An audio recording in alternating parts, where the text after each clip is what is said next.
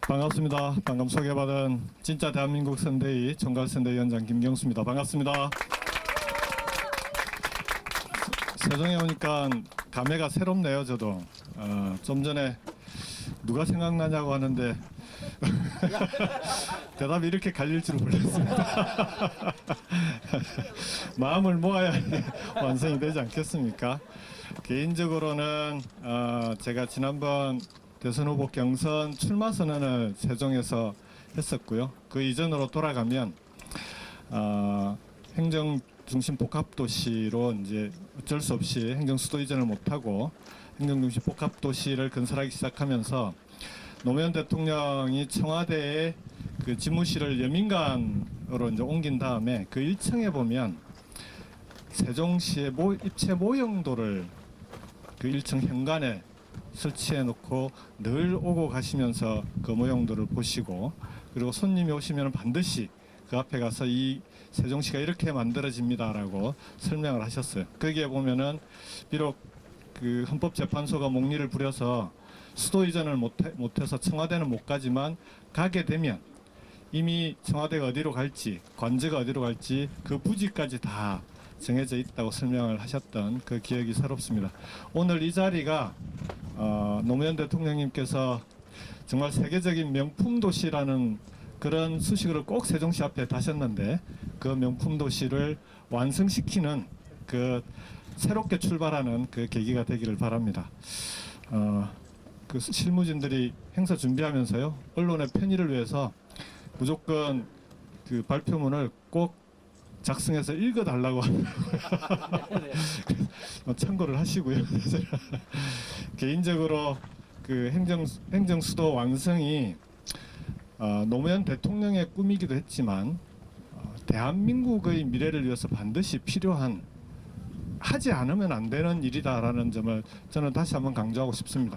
2002년 당시에 노무현 대통령이 얘기했던 국가 균형 발전의 필요성, 이 20년이 지난 지금에도 전혀 달라지지 않았습니다. 오히려 수도권으로의 집중은 더 가속화되어 있고, 그 당시에 대선 TV 토론에 나가셔서 대통령께서 하셨던 말씀이 2010년이 지나면 수도권의 인구가 2,500만을 넘었을 거다라고 예견을 하셨는데, 약간의 그 연도 차이만 있지 이미 그 단계를 지나가 버린, 어쩌면 그때 예견했던 대한민국의 현실이, 대한민국의 상황이 노무현 대통령의 얘기는 현실이 돼버렸습니다.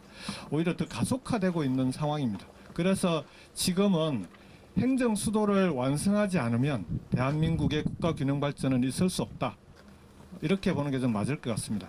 행정기관조차 정부가 마음대로 옮기지 못하는 그런 상황인데 균형 발전이라고 하는 게 힘을 가지고 진행될 수 있겠습니까?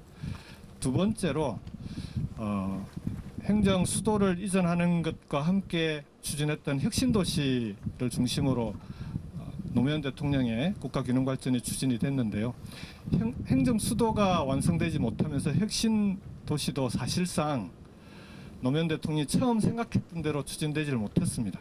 1단계는 예정대로 진행이 됐는데 2007년에 2단계 균형발전 정책을 발표를 하셨습니다.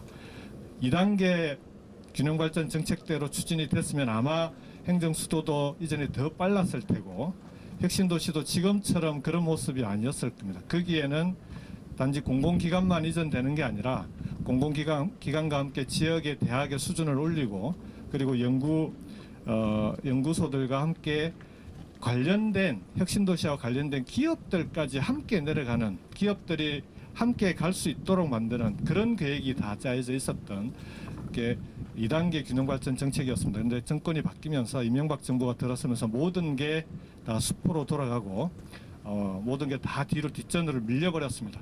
그 뒷전으로 밀렸던 국가 균형 발전이 이제 다음 4기 민주정부에서 노무현 대통령의 꿈을 다시 한번 현실로 만들어야 되는 그런 과제가 우리 앞에 섰습니다. 노무현의 꿈이 저 김경수의 꿈이 되었고 우리 모두의 꿈이 되었고, 이제는 이재명의 꿈이 되었습니다. 이재명 후보의 5급 3특을 포함한 국가균형발전 정책은 노무현 대통령이 시작했던 그 꿈을 4기 민주정부에서 완성하는 그런 꿈이 될 것이라고 확신합니다. 오늘 이 자리에 함께 오신 분들이 그 꿈을 현실로 만드는 주인공들로 함께 노력해 주시기를 부탁을 드리겠습니다. 다시 한번 말씀드리지만 행정수도 완성 없이 대한민국의 국가 균형 발전은 없다. 이 점을 우리는 잊지 말고 우리의 꿈이 이곳 세종 행정수도에서부터 완성될 수 있도록 함께 노력했으면 좋겠습니다. 고맙습니다. 그 부분은 지난번 대선 후보 경선 과정에서 이재명 후보와도 여러 번 논의를 했었고요. 첫 번째는